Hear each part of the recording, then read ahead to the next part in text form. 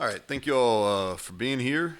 Before we get rolling, I want to, and they celebrated in here yesterday afternoon, but I want to congrats Nikki and the women's soccer team on the Big 12 championship. Wish them the best of luck. Take on the Hokies here on Sunday. And if you haven't seen Jordan's winning goal, I would check that out. It's pretty impressive. Pretty impressive. As the father of a aspiring soccer player, my daughter, she was pretty fired up, and she should have been. That was pretty incredible, really. Iowa State, losing stinks, and I hate it. I hate it for our staff, hate it for our players. When you invest and things don't go the way you want them to go, it stinks, and there's no other way to say that. Thought our guys competed hard. 3-point game in the fourth quarter. We were aggressive there, and we just didn't finish. We had opportunities to win the game. Special teams, I thought Oliver had a really good day. Continues, I think, a really good freshman year. He had 2 punts inside the 10. I think our coverage units are a strength. I thought we covered punts and kickoffs really well. Put pressure on their punter, causing him to hit some balls. He had 2 penalties. The running into the punter, not a big deal, but obviously the roughing the punter was big. And it was a correct call. We wanted to be aggressive there, trying to create something. We've been close 2 other times, and we were close, but kind of got hit by the side. But the letter of the law is, or the letter of the rule is that's roughing the punter. So offensively, just poor performance. I think Justin Johnson was the only guy that really stood out, playing above what he's capable, or to his capabilities. Thought he ran really hard. He was good in protection. Probably deserving of having more carries, but I thought he did a nice job. We just never got in a rhythm. Didn't make plays. Lost a bunch of one-on-ones, whether it was up front, at the receiver position, tight end. JT was off. And so just not a good day. Y'all watched it. And I think we got to do a better job giving them a chance. They're good on defense. Like Iowa State's really good on defense. But just not a good performance. Defensively, I thought for 3 quarters played at a high level. I thought we carried over the energy that we had in the second half versus TCU for 3 quarters. I thought in the fourth quarter we kind of pressed. We played really good team defense. Not that we played perfect by any means, but we played good team defense for 3 quarters. Then the fourth, we tried to make some plays rather than doing our job, and that's where a couple of those runs squirted out. We're thin in the secondary, and they went after some of our new pieces and had some success there late. I thought we played better up front. Dante, Taj, Jordan Jefferson, Bartlett, they all played well. And I thought Ruffin and Burks and Marcus Floyd played some of their best football of the year. And we have to find ways to create takeaways. Iowa State had some turnover issues coming in the game, and they don't turn it over at all. And we had 3 opportunities there, and we didn't take advantage of them. And so that's kind of the story of that one. Oklahoma, glad to be back home. We only got 2 home games left, and I was doing something on the another media deal the other day, and just talking about home football games in our state. We only have 6 of them. There's some other teams that have more home games. We only have 6 every year, and they're events in our state. And we haven't played as well as we want to, but our fans, I'd encourage them. All 4 of our home games have been entertaining. The Towson game was a blowout, but the other 3 games have come right down to the end. And we've played well, and they've been entertaining. They haven't always gone the way we want them to, but they've been entertaining. And I hope our people show up. Our guys are going to play hard, and it's going to be an entertaining game. Got a traditional power in Oklahoma coming in, and I think offensively you start with them. It's Dylan Gabriel. He's a dual threat guy. He can run. He's got a quick release, really strong arm. The running back Gray, who transferred a year ago from Tennessee, he's doing it in both the running and the passing game. They're running the ball well. They always Bill Bedenbaugh, who was here, some of you guys know him. I think he does a great job. and they're running the ball well. I think the tight end Willis is having an all-conference type of season, and then always talented wideout. And Mims is leading the charge, and they're going to play really fast. And so obviously we had struggles with that against Texas Tech, so we got to be better there. Defensively, they're multiple. They have the traits that you see in a Venables defense. They're going to be aggressive. They're going to be multiple. They're going to be new each week, and they've got a lot of team speed. They run really well at all three levels. They run in a bunch of defensive linemen. They're long. They have great length. And they're creating negative plays. That's probably the scariest piece about their defense is they're just creating a lot of negative plays, tackles for losses.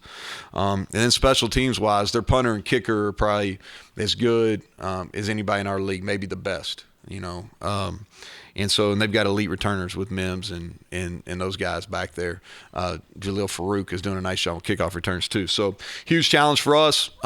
Attitude of the team is positive. We went back, had practice on Sunday, and it's about, hey, we got 3 games left in the season. Really not looking for anything after that. We're just saying, hey, let's do the best we can this week. And we need to perform better on Saturday, and to do that, you got to practice and prepare. But the mentality of the team was good. They were good. Not pleased with the results, but had a good work day. Had a good lifting this morning, and we'll be back to work this afternoon. So, Greg, starts off there. Just to sort of follow up that, obviously everyone sort of assumes when things aren't going well, it's all gloom and doom. But the reality of between coaches and players, what is that? Yeah, so I think it's just how, this is – and I think I may even said this maybe on the radio show. I get, I'm sure it was to Caridi. I see him more than I need to probably. He probably sees me more than he wants to. But I can say that because he's back there behind me in the radio right now, so he can't have a remark. But I think the way I look at it is this. Football problems are, those are better than 99.9% of other people's problems. So I'm not going to get too hung up on them. I hate it because the investment level's high. I said that at the opening there. And when things don't go the way you want them to go, that's disappointing. But you always have next, And this week, the thing that's great and the reason why, I really believe our guys are excited is because Oklahoma, and you have an opportunity to do something that hasn't been done since we joined the Big 12. We haven't beaten West Virginia hasn't beaten Oklahoma since joining the Big 12. Now, a couple big wins before joining the Big 12, and obviously we know about those. And but this team has the opportunity to be the first one to win since joining the Big 12. So I think that is added incentive. So the fixes offensively from the problems on Saturday.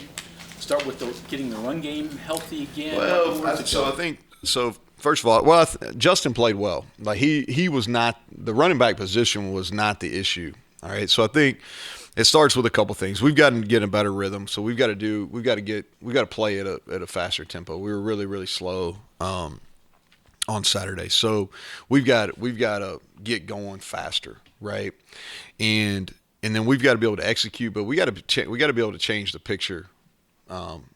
And make it more difficult on the defense. We didn't move, we didn't motion and do some adjustments as much as we had in the past. We need to do that. I think it's harder to defend. We got to push the ball downfield more, and we've got to do some things off our run game. Our run game, the final stats don't look very good, right? But we only had 49 plays in the game, which is just crazy to me. We only had 49 plays in the game, and so. The running, we actually, even though the numbers are poor, like our per attempt was not like bad like you normally have in those type of games. And so we've got to continue to do that. We've got to get some things on the edge. They did a really good job slamming their ends inside on us. And we got after them pretty good a year ago. And to their credit, they were ready to go.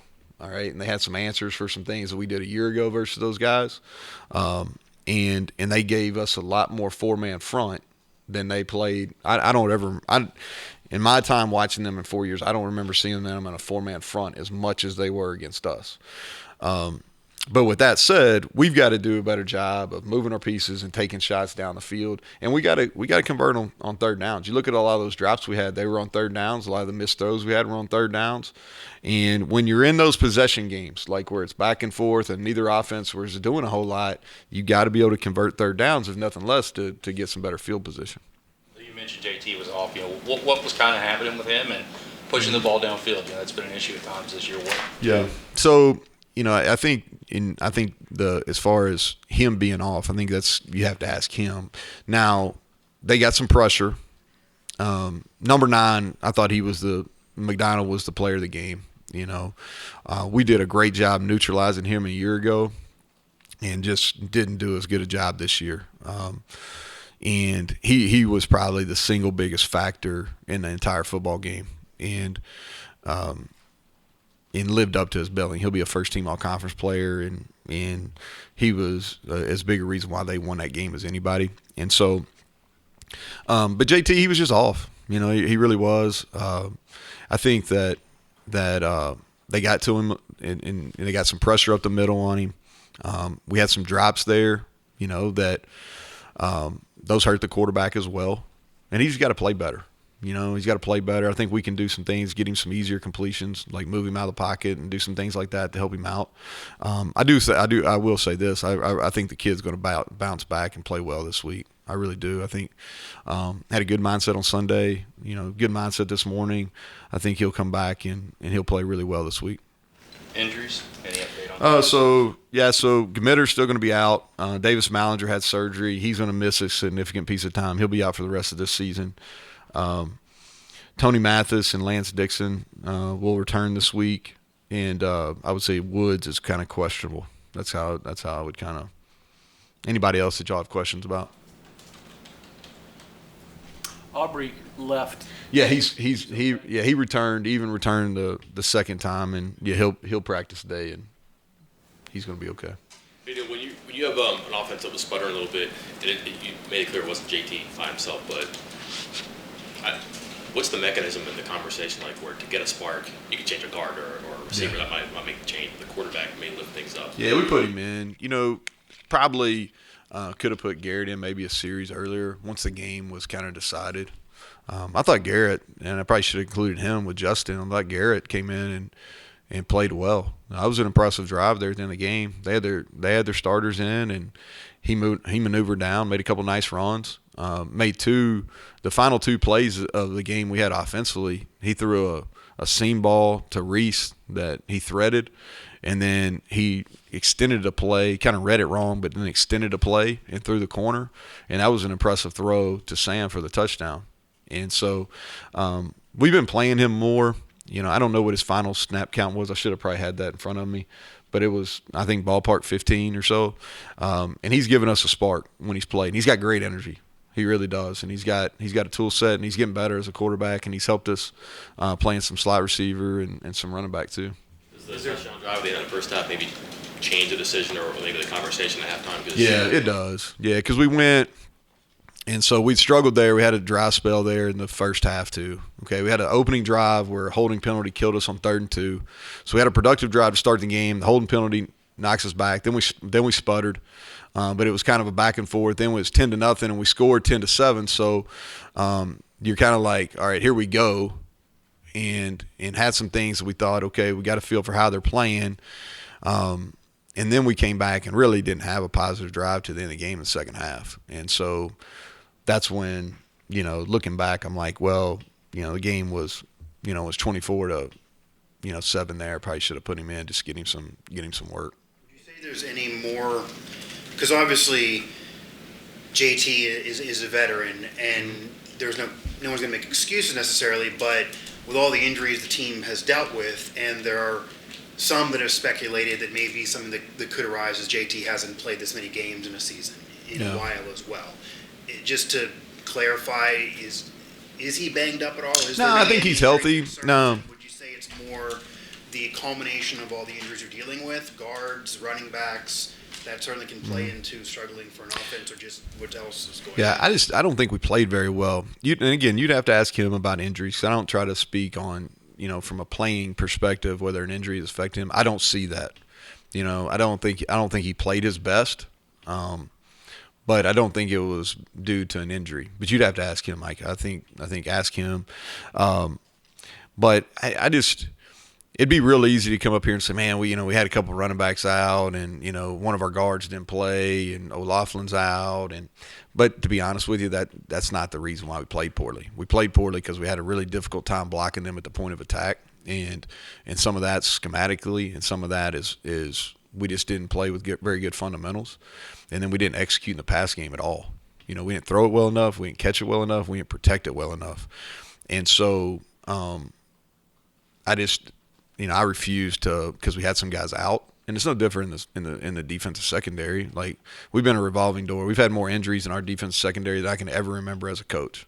Like, even as assistant coach, I don't ever remember having this type of injuries. But here's the thing: like, they don't put asterisks by it. They don't say, oh, well, they give it 300 yards passing. They had 4 guys out. Well, I don't think any of y'all are writing that, I don't think anybody's giving us any credit for that, right? It's just kind of the way it is. And so the bottom line is, whoever the next guy is, they got to play, and they got to play, and we got to put them in a position to be successful. But our injuries are not the reason we struggled. Iowa State got after us, and we didn't play well enough in any level other than maybe Justin Johnson and Garrett Green. You mentioned the mentality of the team still being good, especially coming into this week. How about the coach? You've kind of been a lightning rod this week. I'm a lightning rod, Bob. I thought it was because election day, man. I thought it was election day. Now, is there? Here's the thing. Are you asking me like? Yeah. So you're asking me how I'm handling it. Here's what I'll tell you. Is same thing I told Greg earlier. I hate losing. Like, losing, it makes everything difficult to deal with. All right. And I hate it because the people in this building are investing a lot. I hate it because really haven't had to experience that very often. And so does now what people say, that doesn't necessarily affect me, but the losing like that's painful to go through. All right, in transparency, but I refuse to let it. I think there's a lot more things out there that people have to be down about. So when I come in this building, I refuse to be negative. I refuse to let anybody in here. We're not going to feel sorry for ourselves, as coaches or as players. And the bottom line is, we're going to go and do everything we can to prepare to win a game. All right, to win a game this week. It happens to be Oklahoma this week.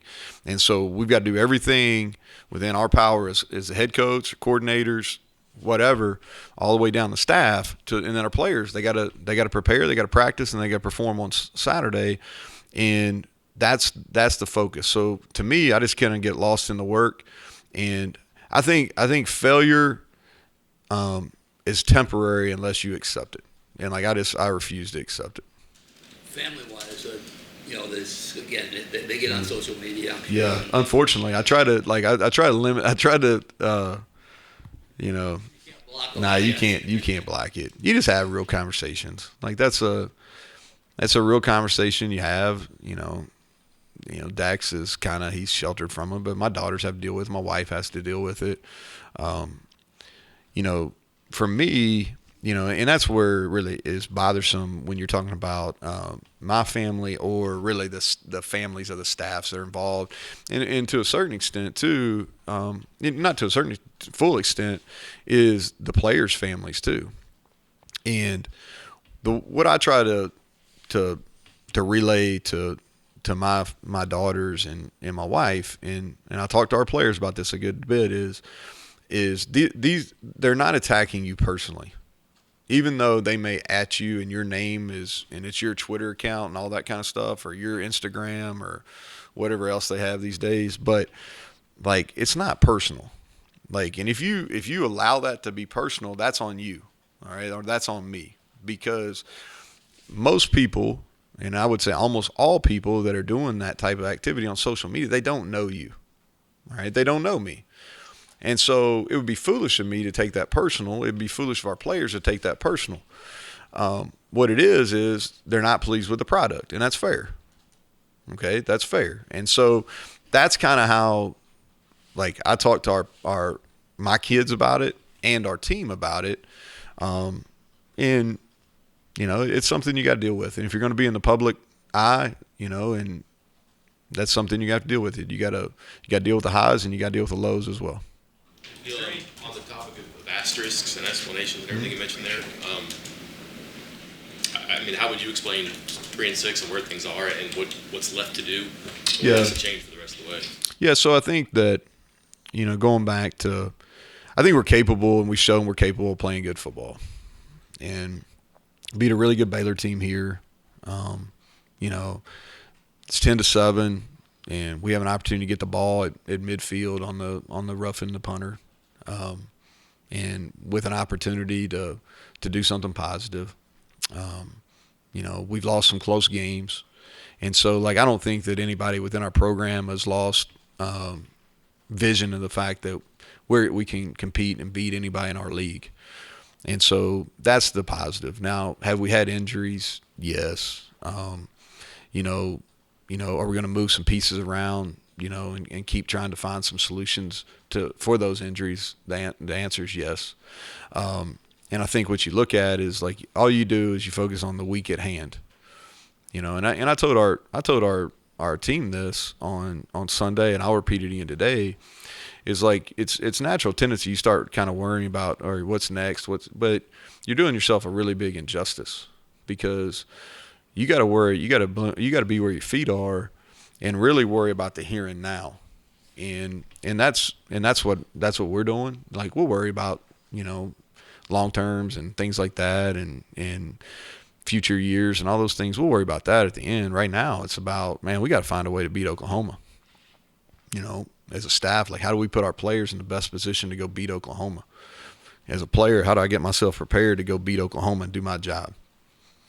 Neal, is there any consideration to put Garrett in at quarterback before a game is out of hand? You have those discussions, and I think that JT earned the starting quarterback position, and there's been some times where I think he's played that position as well as anybody in our league this year. It wasn't the case on Saturday, and I think Garrett is getting better and deserves probably the opportunity to play a little bit more. But JT's our starting quarterback, and he'll be on Saturday. That could potentially change as the season progresses. I know you're going week to week. We'll worry about it next week and the following week. Oklahoma, JT's gonna start, and I'll say this, and I said this, Keenan, earlier, is I really believe JT's gonna play well. I think he's gonna really play well. We're gonna put him in a position where, I think our receivers are gonna play well here. I know our O-line's gonna play better, and so, but I mean, there's really not a question within this building. He's gonna be the starter, and the thing is too is our players really believe in him, which I think is important. As a whole, has had a lot more success at home than on the road. Have you been able to pinpoint a reason for that? No, I don't know. Maybe because we practice in the stadium. I don't know. I think that a lot of teams play better at home. Why is that the case? I don't have a perfect answer for it, but we have played better. You're accurate in that. What were you gonna say, John? Because the Oklahoma is giving up 200 yards a game on the ground. Is that the first place you looked at and said, okay, why?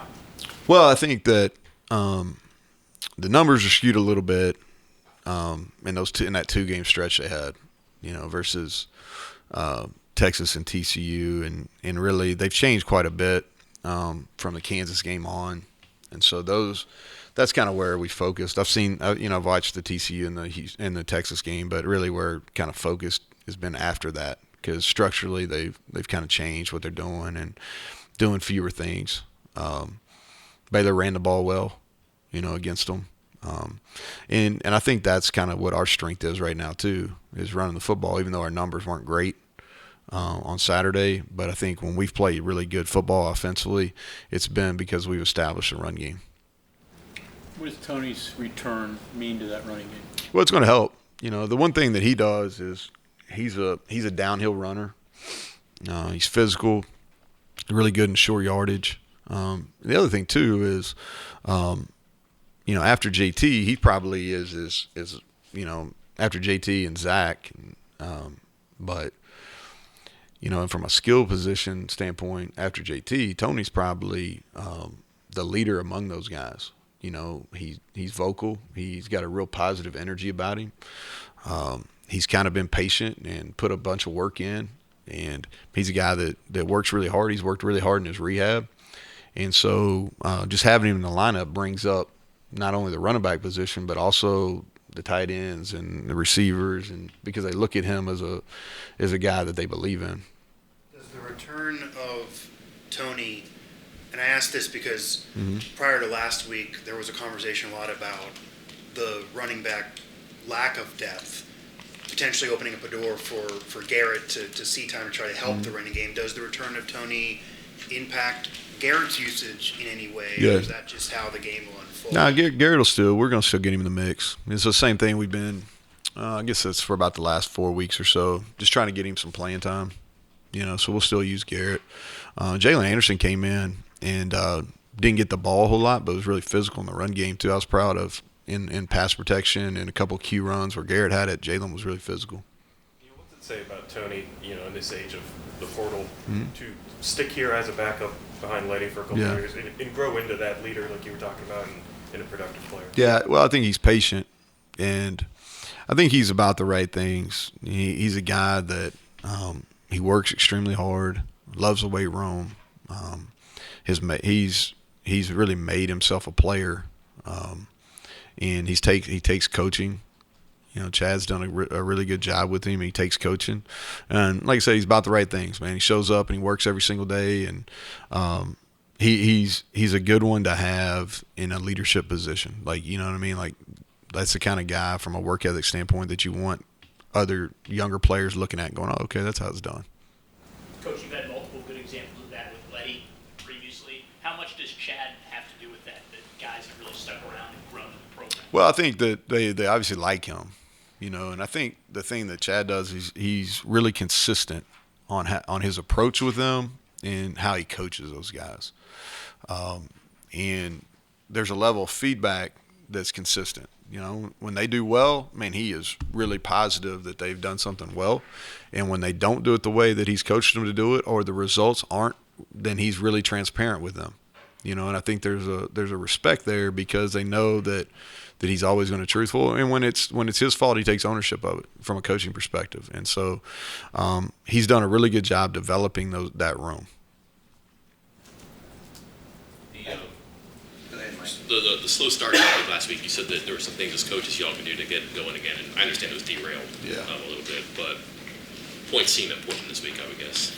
What does it look like when you try to engineer something? Is it formations? Is it tempo? Some of the things you talked about? Yeah, is I it think plays? tempo's a piece of it, Mike. And last week, man, I really thought, we convert that third down, we get a holding call. And it was borderline. I could argue it was holding, or I could argue it wasn't holding. But they called it, so it was.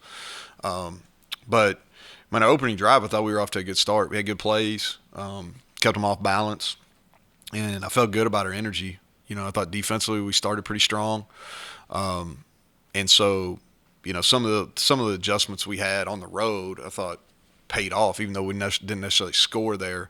But I thought there were some positive signs, and then we've started pretty well at home, so we'll stay consistent with what we've done, but. The thing that I guess what you're asking probably, Mike, is, okay, when you struggle, what do you do to kind of get them going? Is that what you're saying? Like, yeah. And so I think there's a couple things. Is tempo's an answer. I thought our pace last week was just really, really slow. And sometimes you get lulled into that with Iowa State because they play at such a slow pace. But I just thought that our pace of play offensively was really, really slow. And I'm not saying that we're going to come out and play 100 miles per hour all the time, but we can't. We're running the play clock down, and that's not there. There was no need to do that in that game. So we've got to speed up our quarterback. And I think when you do press the tempo, it does create energy, right? Now to do that, you got to get made first downs, and we didn't have a whole lot of those the other day. The other thing too is I think just we got to get some touches to our better players early. The guys that we want to feature, we got to get those guys involved early. Does that garner any increased sense of frustration at all? Just because I know you're tuning out the noise is what you have to do, and honestly, we all should probably do and get off social media more. But it being year 4, the season not going the way anybody would want it to go, and I know we talked a similar question to that last week about changing preparation for road games. How do you fix things in the middle of a game, and then for it to kind of happen again? Just any final message to any fans, just off of the frustration that you may have, or just kind of what's gone on since things haven't seemingly fixed themselves enough. Yeah, I think that when you look at it, the only game that I got a real issue with is that Texas Tech game.